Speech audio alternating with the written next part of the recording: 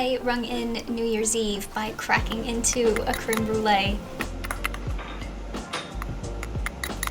And I spent New Year's Day drawing and working on Patreon stuff. So 2021 started off quite well.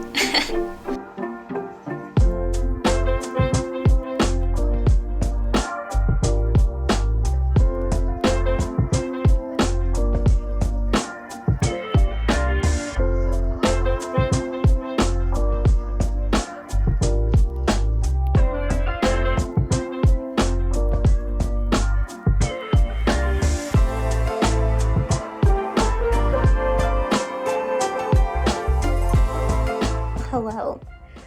I have kind of a lot of things to do today. It's already 1 p.m. Luckily, I got started on this guy. Need to shower. I need to eat lunch. I have D&D at 3, and it is virtual. And it is my last day off. I go back to work tomorrow, so I want to make sure I soak up as much R&R as I can with what's left of the day. So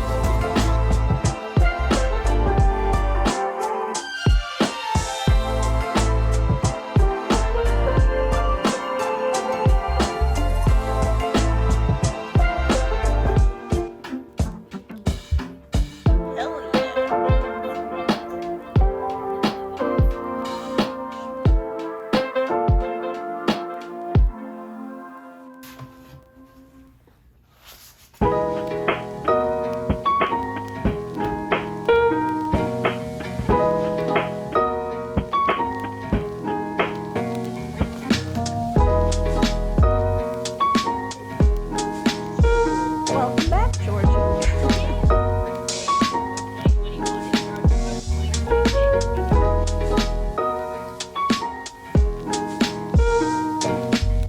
I am back at the office today. Well, sort of the office. Yeah, just working the day job after like 14 days off. It was a while. So let's go make some more coffee.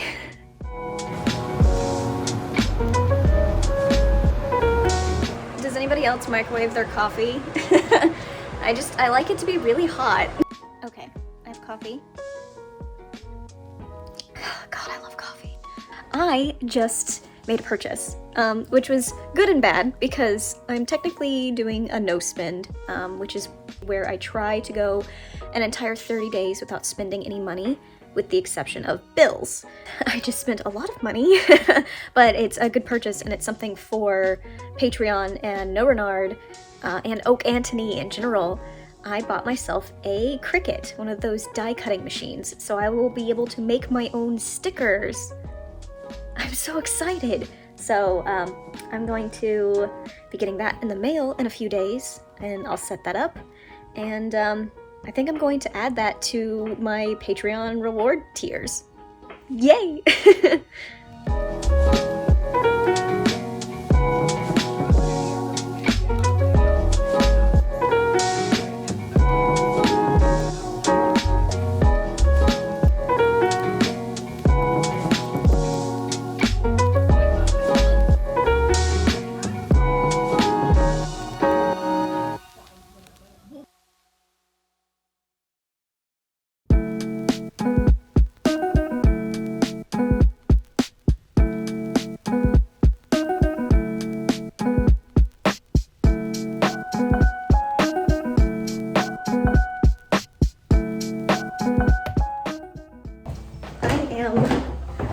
on a walk. I have a little bit of time between work and D&D. Yeah, get ready for D&D later tonight, as well as dinner and all that fun stuff. Work went really well today, so feeling good.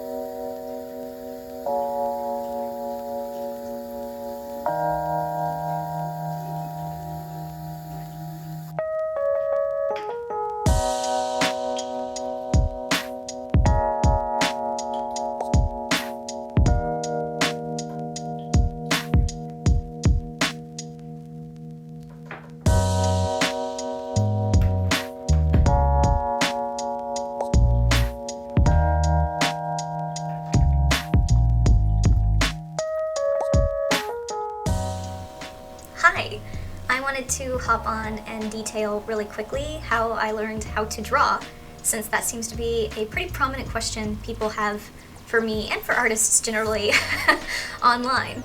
I'm going to cover this in a handy FAQ format, and all the questions will be down below if you want to jump to something specific. I have all the questions written on the screen, so that's why I'm looking over here.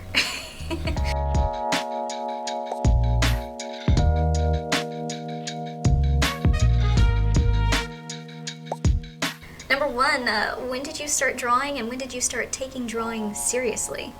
I've basically been drawing my entire life since before I can even remember, but I started taking drawing seriously in 6th grade. That's when I got my very first sketchbook. Up until that point, I'd only been drawing in like spiral-bound notebooks, the kind with lines on it. So I remember getting that very first sketchbook and I took it with me everywhere in 6th grade. I didn't really have a direction and I didn't really know what I was doing, but between 6th grade and 8th grade, I kind of just doodled, like disembodied eyeballs, stick figures. I drew a lot of stick figures. It's actually the very first comics I ever wrote. I wrote using stick figures as my characters because that's kind of all I really knew how to do. And in 8th grade, I discovered anime and I got my first home computer and it had Photoshop on it. So in 8th grade, I started drawing digitally, just using a mouse. The very first thing I ever drew was a mermaid.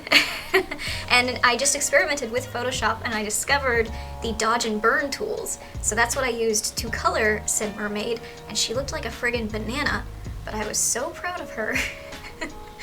Anyways, that's kind of when I started taking it seriously, but I want to emphasize that even if you don't start drawing until 50, 60, 80, you can still catch up. There's no age that you need to begin to get good at drawing. You can learn at any age and you can get proficient at it at any age.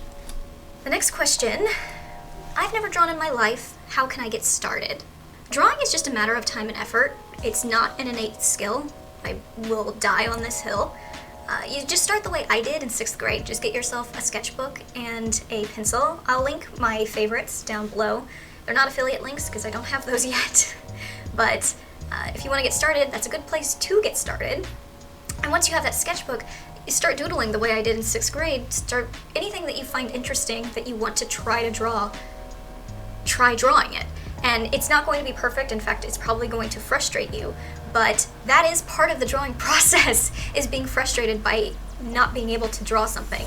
But practicing and replicating the item over and over again will teach you how to draw that item. And that's kind of the next part in getting started, is identifying what it is that you want to draw, and then also looking at other artists. Which brings me to the next question. How did you get good at? I'm a dirty little thief. By that I mean I use reference. And I use reference for everything, not just anatomy. I use reference for coloring, to know how to like highlight something that needs highlighted. Where I pick up color palettes for my pieces of art, I look at other pieces of art that evoke the same sort of emotion that I'm going for. I reference everything all the time. And there is a line between referencing and copying, and there's a lot of controversy about this online. One of the things you'll have to figure out as an artist, as someone who's drawing, is you're going to hone your skill as an artist, but you're also going to have to hone your moral compass, essentially, and figure out what's right and what's wrong for you as an artist. Stealing, I mean, I joked that I'm a dirty little thief. Stealing is obviously wrong. But if you're struggling to figure out anatomy, copy poses from an anatomy book. Don't claim them as your own, but copy and practice until it becomes more natural to you. And it will, I promise. It will become easier and easier to draw the human form the more that you draw the human form, which might seem like a given. And it'll happen faster than you think too. Like, a lot of people are like, I don't want to put 10,000 hours into learning to draw a body. It won't take that long, especially if you do use reference. And even I, as someone who has been drawing for like 30 years, I still to this day use reference, because it's important to represent the human form in a way that is convincing and stylish. So the only way to get there is to look at convincing, aka real, bodies. The next question is, what classes have you taken? The answer is both a lot and none.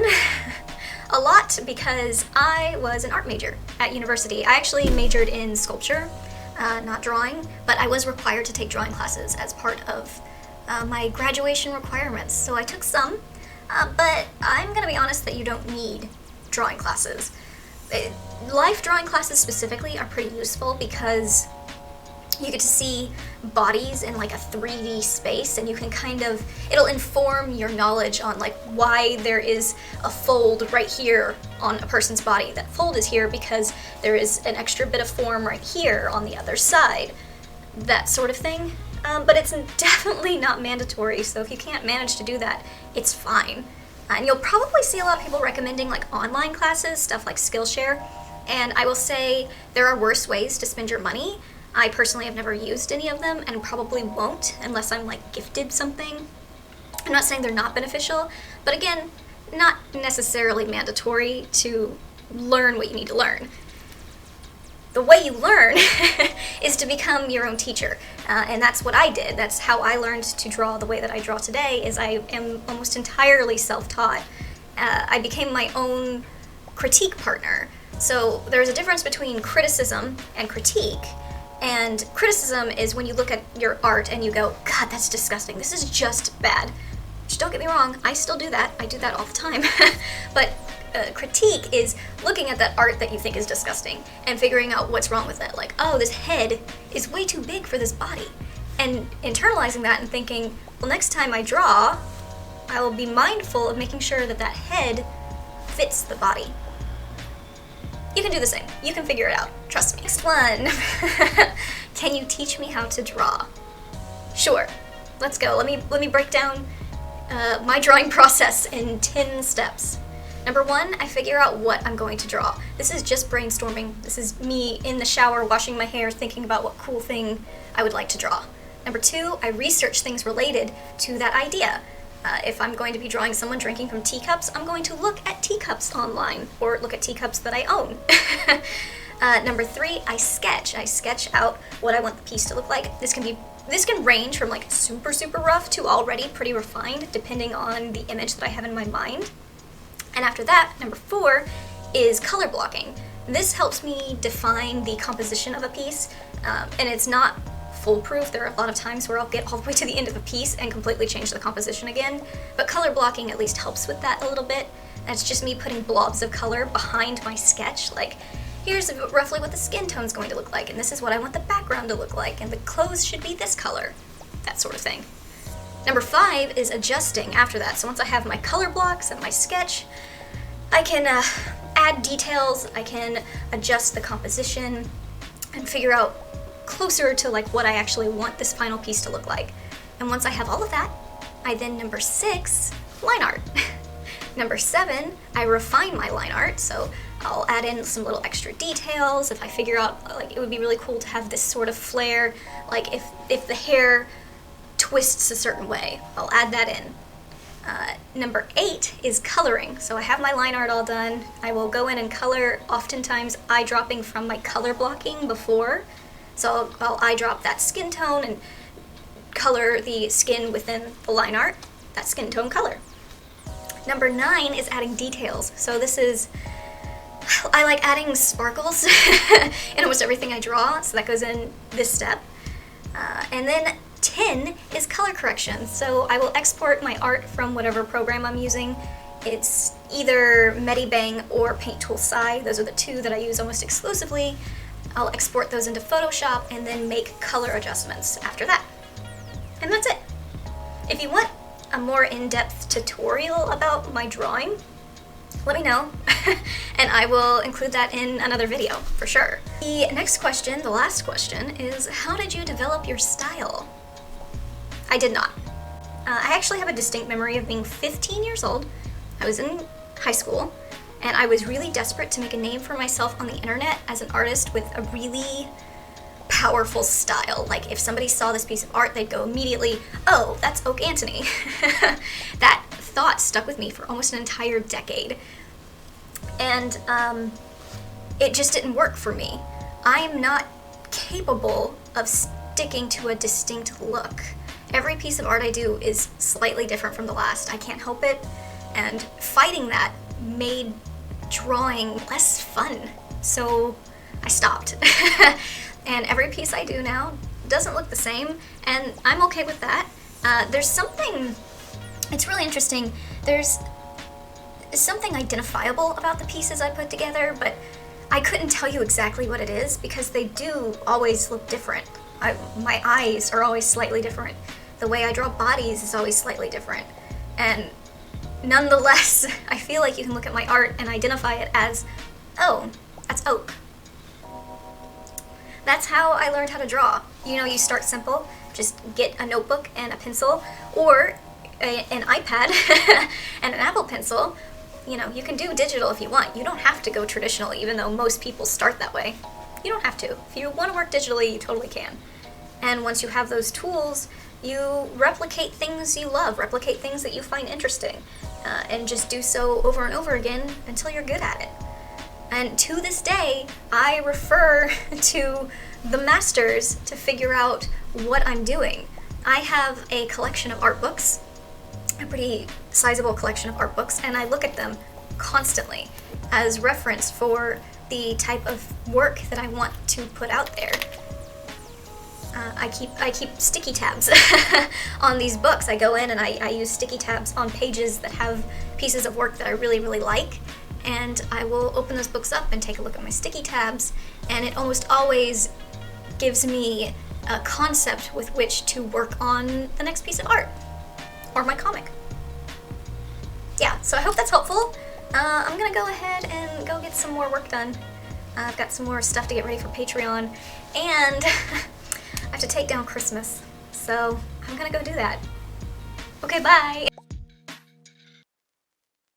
I don't know why, I've not had anyone in this challenge wear glasses yet, so it just interfere with the eyelashes. but still. So maybe they're noticing that, you know, she's seeming super smart, but she's already like seemingly she's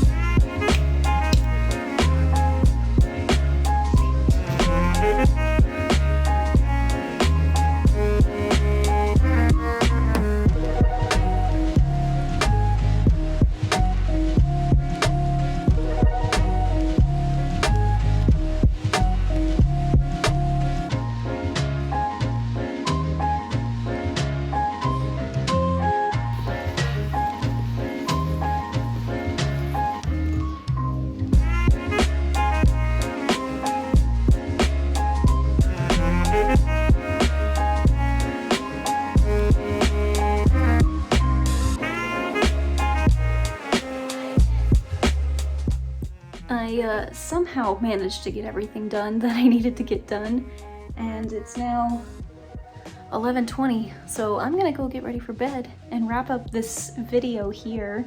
Thank you so much for watching, and I will talk to you soon. Bye!